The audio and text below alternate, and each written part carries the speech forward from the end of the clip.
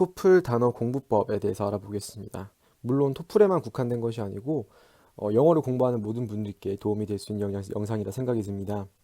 토플을 공부하는 모든 학생들이 저한테 했던 공통적인 말이 있습니다. 저는 아직 단어가 부족해서 리딩을 잘 못하겠어요. 제가 라이팅 할 때 무슨 단어를 써야 될지 잘 모르겠어요. 제가 외웠던 것 같은데 기억이 잘 안 나요. 그래서 뭘 써야 될지 잘 모르겠어요. 또는 이제 첨삭을 받을 때 제가 했던 라이팅 표현은 되게 어색하다고 하시는데 왜 어색한 거예요? 등등 단어에 관해서 문제가 많다고 하는 말들이 많았습니다. 그래서 토플을 준비할 때뿐만 아니고 토플이 영어의 끝이 아니기 때문에 단어를 효과적으로 외우는 법에 대해서 알려드리겠습니다. 간소하게 뭐 세 가지 방법, 네 가지 방법 이렇게 제시하고 싶었지만 단어를 공부하는 거에 대해서 정확히 이해하는 것이 더 중요하기 때문에 좀 더 세분으로 쪼개서 한 9개 정도로 제가 모아봤는데요. 좀 많죠? 하지만 이제 여러분들이 알던 부분도 있을 것이고요. 또는 이제 새로운 부분도 있으니 끝까지 보시면은 단어를 어떻게 공부해야 되는지에 대해서 감이 잡힐 거라 생각이 듭니다.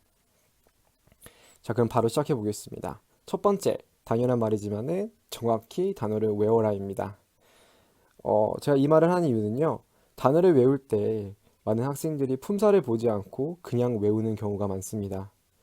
자신은 정확히 외웠다고, 정확히 봤다고 생각하지만은 제가 단어 시험을 보면서 느낀 점을 말씀해 드립니다. 대부분 이제 어, 그 옆에 단어에 보면 품사가 있습니다. 그래서 단어를 적은 다음에 이제 단어책을 보지 말고 좀 이따가 품사를 생각하는 경우가 많은데요. 그렇게 되면은 이제 시간이 좀 걸리게 되는 거죠. 결국에는 나중에 단어를 사용할 때 내가 이 영어 리딩을 읽을 때 또는 라이팅을 쓸 때 이 사용할 때 시간이 꽤 걸립니다. 결과적으로는 잘못 해석하거나 잘못된 뜻을 사용하기도 하고요. 그렇기 때문에 따라서 정확한 단어를 보셔야 됩니다. 이 어떤 품사를 갖고 있는지, 어떤 뜻이 있는지, 한국말에서 형용사라고 그러면은 뒤에 의가 붙죠. 그런 것처럼 뭐뭐의 이런 것까지 다 여러분들이 공부해 줬으면 좋겠고요. 자, 두 번째로는요. 예문을 참고해라입니다.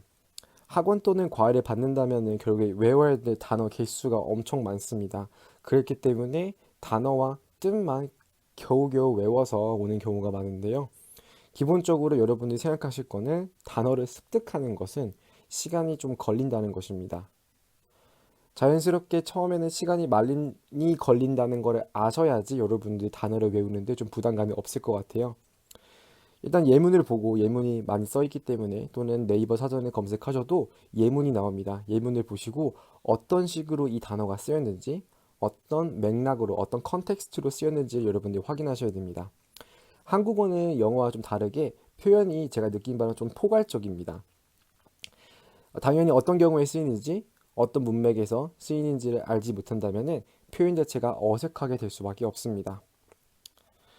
세 번째, 영영사전에서 뜻을 확인하라.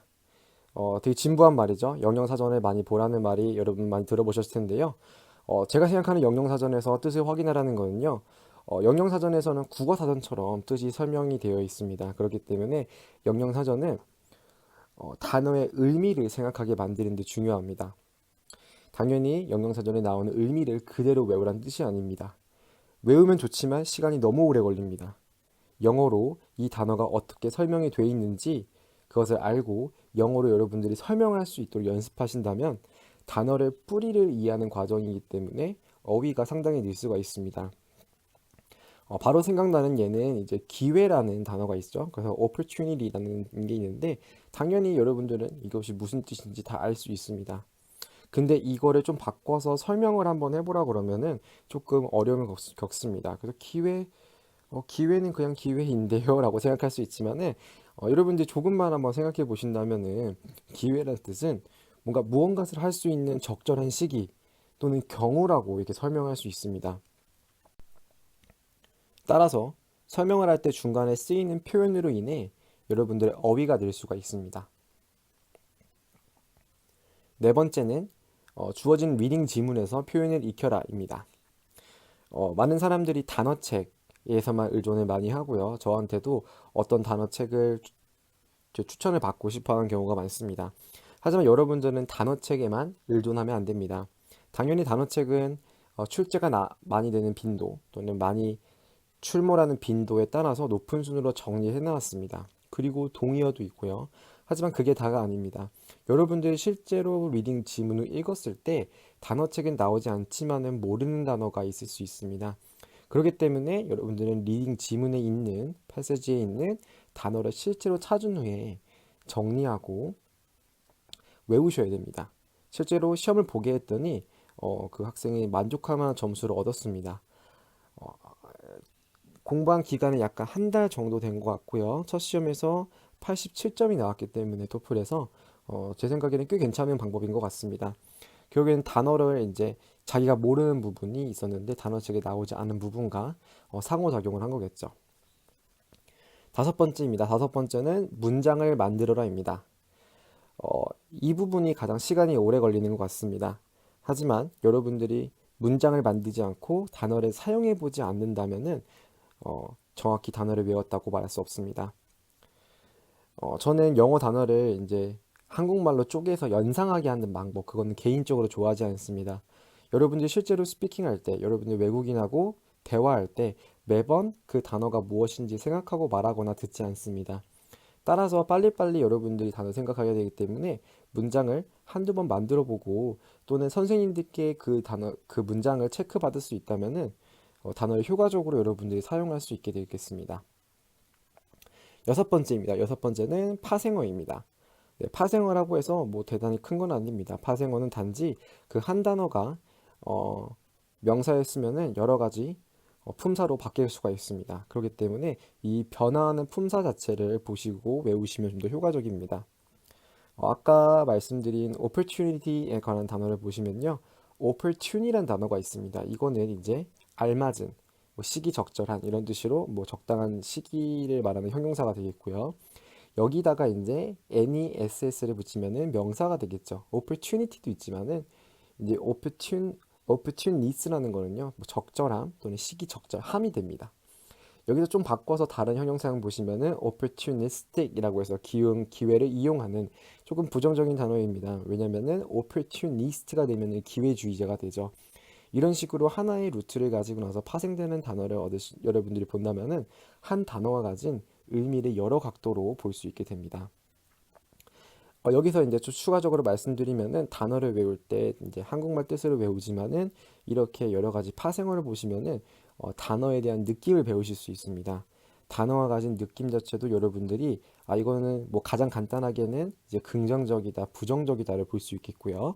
이렇게 보신다면은 여러분들이 생각하는 것보다 단어가 좀 더 기억이 잘 나게 돼 있습니다. 단어는 좀 느낌적으로 여러분들이 그 느낌을 가지면 좋겠고요. 다음은 일곱 번째 동의어입니다. 요즘 단어책들이 대부분 동의어와 함께 나와 있죠. 하지만 이거를 그대로 외우는 것은 당연히 추천드리지 않습니다. 동의어라고 해서 무조건 뜻이 같은 것은 아닙니다. 따라서 여러분들 동의어를 외우실 때는 이 단어가 이 동의어가 있었다를 보시기보다는요. 뜻이 어떻게 관련이 있는지를 보시면서 외우는 것이 좀 더 효과적입니다. 정확한 예는 아닐 수 있지만요. 제가 방금 생각나는 거는 abundant라는 말이 있습니다. abundant는 풍부한이고요. 여러분들이 잘 아시다시피 동의어로는 plentiful이라는 단어가 있습니다. 똑같이 한국어에서는 풍부한이라고 써져 있습니다.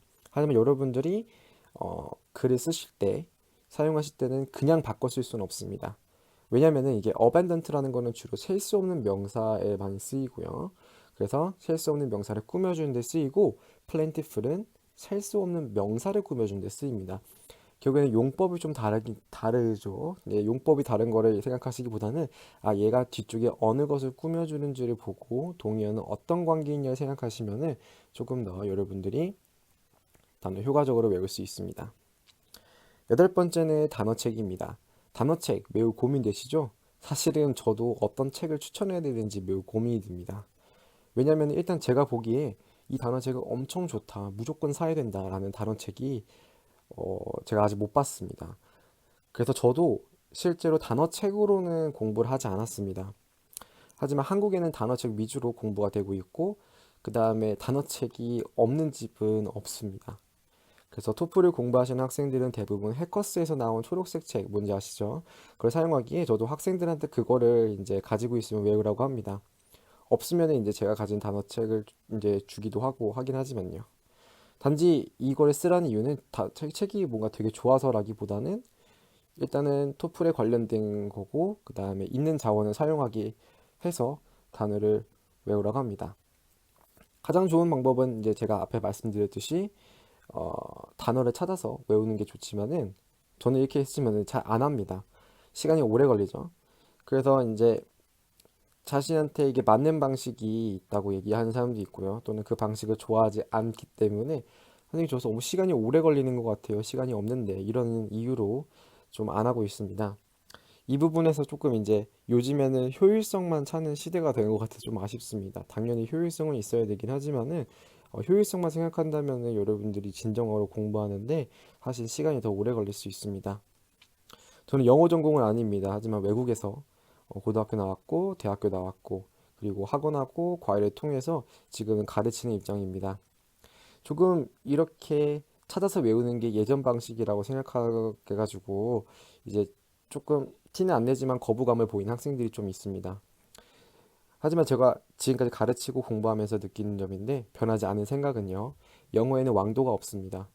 뜻은 영어를 빨리 잘하고 싶지만 무슨 개인차가 있고요. 그리고 어떤 방식을 해야지만이 무조건 영어를 잘한다는 방법도 없습니다. 상대적으로 어떤 사람은 영어적으로 감각이 좋습니다. 언어의 감각이 좋기 때문에 금방 언어를 습득하지만은 어떤 사람은 저처럼 상대적으로 오래 걸리는 사람도 있습니다.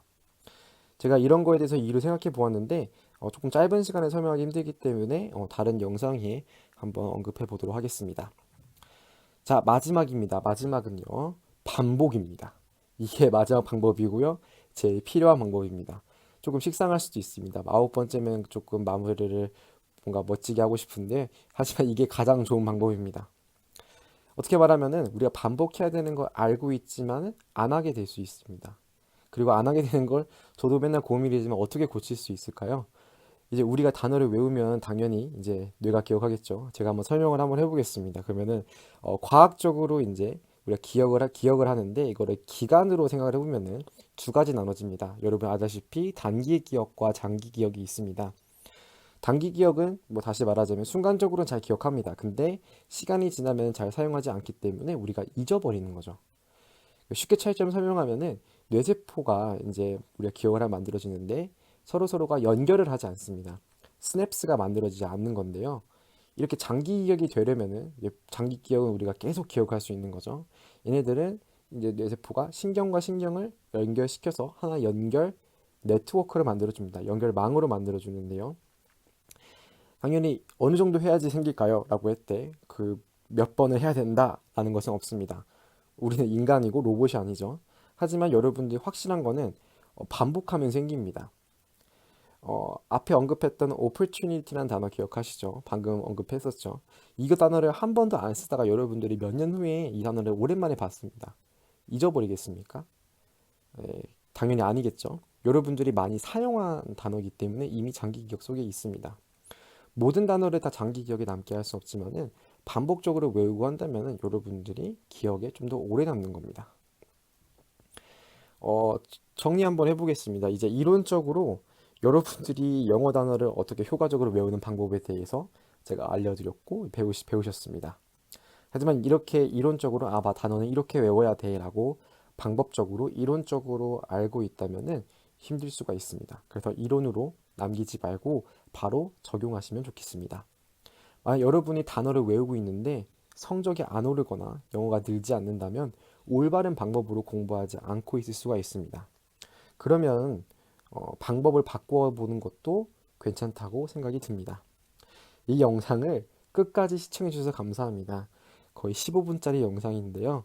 여러분들이 15분만 투자하시면은 영어에 대해서 어떻게 지금 단어를 외우는 효과적인지에 대해서 제 경험과 가르친 경험과 외운 경험을 이제 15분 만에 알게 되신 겁니다. 구독과 좋아요까지 덤으로 눌러주신다면은 그럼 두 배로 감사하겠습니다. 영상 끝까지 시청해 주셔서 감사합니다.